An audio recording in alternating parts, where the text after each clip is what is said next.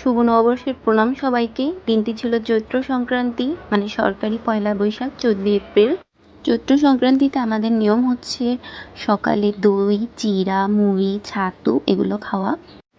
আমিও খুব সকাল সকাল ঘুম থেকে উঠে স্নান সেরে খেয়ে নিলাম।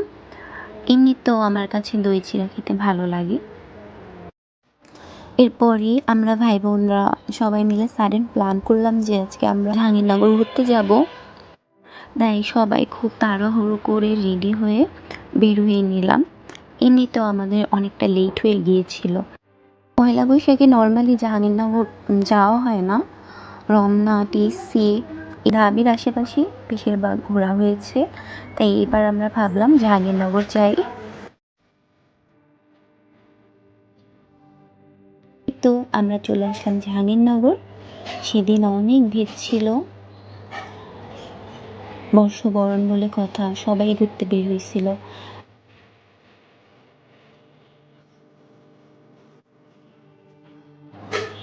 এই ফুলগুলো আমার কাছে খুব ভালো লাগে। বেলি ফুলের মালা তো সবারই পছন্দ, আমার কাছেও খুব ভালো লাগে। পরিবেশটা এত সুন্দর ছিল, এত ভালো লাগতেছিল। আমি গিয়েছিলাম আমার সব ভাইদের সাথে। ওরা এত জোরে জোরে হাঁটতেছিল, আমি তো আবার এত জোরে জোরে হাঁটতে পারি না। বাট অনেক মজা করছি সেই দিন আমরা।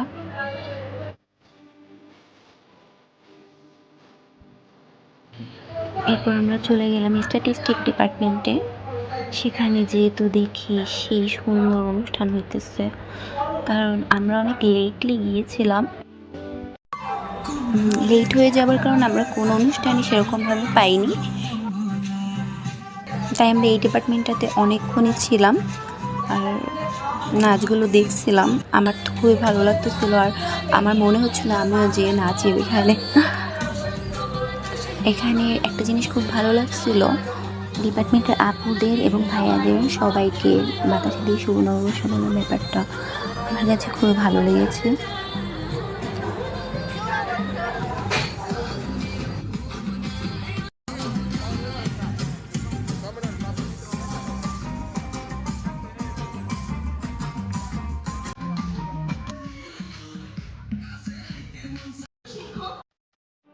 এরপর ক্যাম্পাসে যেয়েই আমার এক বান্ধবী ছিল অহনা, আরও কয়েকজনই ছিল।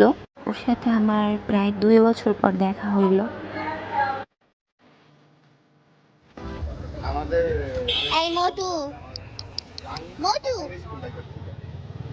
কুকুর বিড়াল দেখলে আমার আবার দুষ্টুমি না করলে ভালো লাগে না। মেয়েটি এত ভালো, ওর সাথে আমার একদম সাডেন দেখা। আমি ভাবিও নাই যে এই বছর পয়লা বৈশাখ ওর সাথে আমার দেখা হবে, কারণ আমি ভাবছিলাম ও হয়তো ক্যাম্পাসে নাই, হয়তো বাড়ি চলে গেছে। এত পরিমাণে রোদ ছিল, মানে বলার বাইরে। আমরা সবাই চিকেন তান্দুরি গেছিলাম। এরপরে তো এই মামার থেকে শরবত খেয়ে নিলাম আমরা। শরবতটা খেয়ে একটু রিল্যাক্স হইতে পারলাম আর কি, কারণ প্রচুর রোদ ছিল।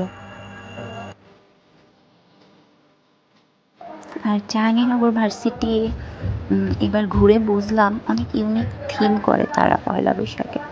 যেমন এখানে ছিল বেহুলার বাসরঘর, যেটা এত বেশি ইউনিক ছিল আমি লিটারেলি অবাক হয়ে গেছিলাম। আর অনেক ভিড় ছিল, কারণ এটা বেশি ইউনিক, কারণ সবাই এখানে ছবি তুলতেছিল।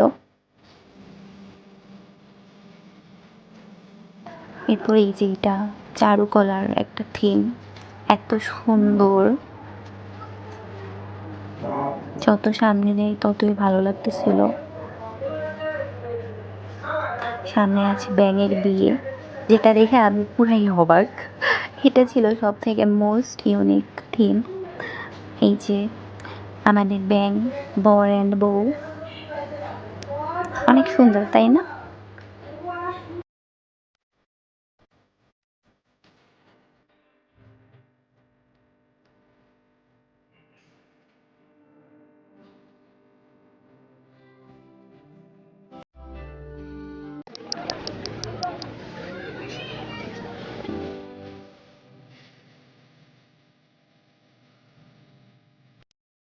ওরা বলতেছিল নাগরদোলায় ওঠার কথা, কিন্তু আমি তো নাগরদোলা উঠতে প্রচুর ভয় পাই, উঠি না।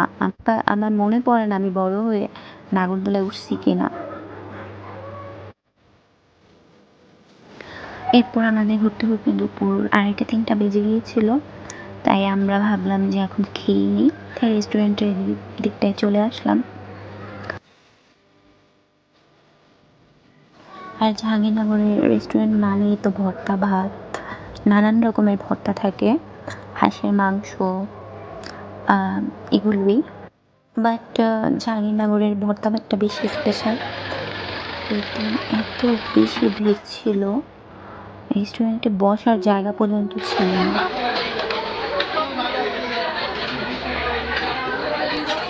এরপরই তো আমাদের খাওয়া দাওয়া শেষ করে আমরা বের হয়ে গেলাম।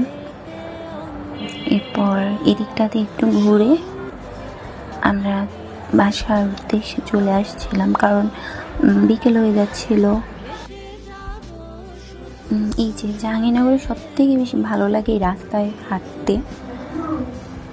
এরপর এই ফুল গাছগুলো তো আমার কাছে খুবই পছন্দ, অনেক ভালো লাগে।